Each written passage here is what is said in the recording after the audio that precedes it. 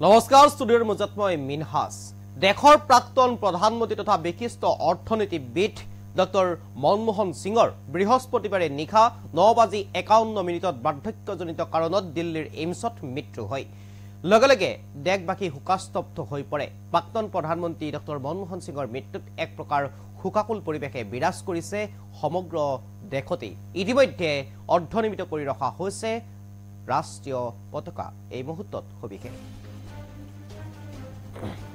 প্ৰাক্তন প্ৰধানমন্ত্ৰী ডক্টৰ মনমোহন সিঙৰ দেহাৱসান 92 বছৰ বয়সত দিল্লীৰ এইমছত শেষ নিশ্বাস ত্যাগ কৰে প্ৰাক্তন প্ৰধানমন্ত্ৰীগৰাকীয়ে নিশা 9:51 চিকিৎসাধীন অৱস্থাতেই মৃত্যু হয় ডক্টৰ মনমোহন সিঙৰ দিল্লীৰ এইমছ কৰ্তৃপক্ষই জনোৱা অনুসৰি বাৰ্ধক্যজনিত কাৰণতে মৃত্যু হয় ডক্টৰ মনমোহন সিঙৰ দুবাৰকৈ ভাৰতৰ প্ৰধানমন্ত্ৰী আছিল ডক্টৰ মনমোহন সিং অসমৰ পৰা ৰাজ্যসভাৰ সাংসদ আছিল ডক্টৰ মনমোহন সিং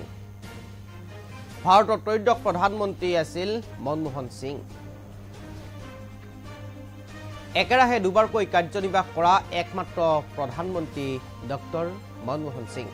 1932 চনৰ 26 ছেপ্টেম্বৰত বৰ্তমান পাকিস্তানৰ পঞ্জাবত জন্ম হৈছিল ডক্টৰ মনমোহন সিঙৰ 1947 চনৰ দেশ বিভাজনৰ সময়ত আহিছিল ভাৰতলৈ অক্সফৰ্ডৰ পৰা ডক্টৰেট ডিগ্ৰী লাভ কৰিছিল মনমোহন সিঙে 1966 চনৰ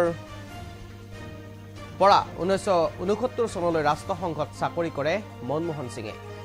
কেইবাটাও বিশেষ পদত অধিষ্ঠিত আছিল মনমোহন সিং 1952 চনত পঞ্জাব বিশ্ববিদ্যালয়ৰ পৰা স্নাতক ডিগ্ৰী লাভ কৰিছিল সিঙে 1954 চনত পঞ্জাব বিশ্ববিদ্যালয়ৰ পৰা স্নাতকোত্তৰ ডিগ্ৰী লাভ কৰিছিল এইগৰাকী বৰ্ষীয়ান নেতা তথা অৰ্থনীতিবিদ মনমোহন সিঙে 1957 চনত কেম্ব্ৰিজ বিশ্ববিদ্যালয়ৰ পৰা ট্ৰাইপছ সফলতাৰে সমাপ্ত কৰে মনমোহন সিঙে আৰু ইতিমধ্যে এই দুই খবৰটো আমি জনাবৰ কাৰণে চেষ্টা কৰিছো এয়া হৈছে মনমোহন সিঙৰ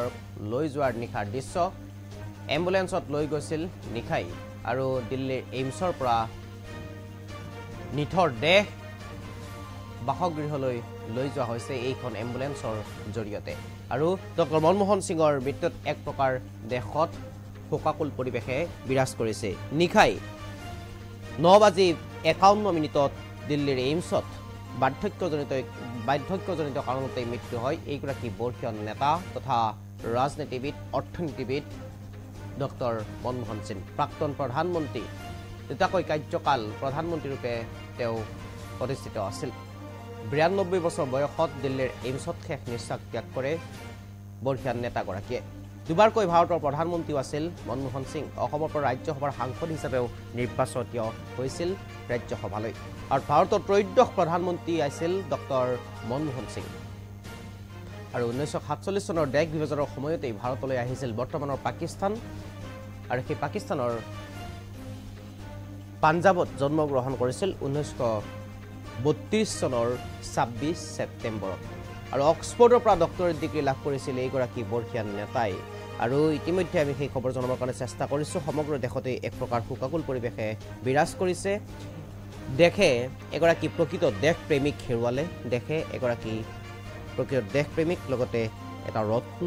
হেৰুৱালে আৰু মনমোহন সিঙৰ বিয়োগত এক প্ৰকাৰ শোকাস্তব্ধ হৈ পৰিল সমগ্ৰ দেশৰ লগতে প্ৰত্যেকখন ৰাজ্য অসমতো শোকাকুল পৰিৱেশে বিৰাজ কৰিছে মুখ্যমন্ত্ৰী ডক্টৰ হিমন্ত বিশ্ব শৰ্মাই ইতিমধ্যে শোকবাৰ্তা প্ৰেৰণ কৰিছে ৰকিবুল হুছেইন পদ্মুত বদলৈ তথা কংগ্ৰেছৰ প্ৰতিগৰাকী কৰ্মী লগতে বিৰোধী শাসক প্ৰতিগৰাকী ৰাজনৈতিক নেতাৰ ফালৰ পৰা ইতিমধ্যে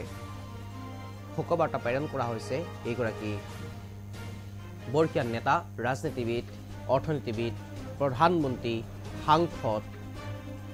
ৰিজাৰ্ভ বেংকৰ গভৰ্ণৰ হিচাপেও এওঁ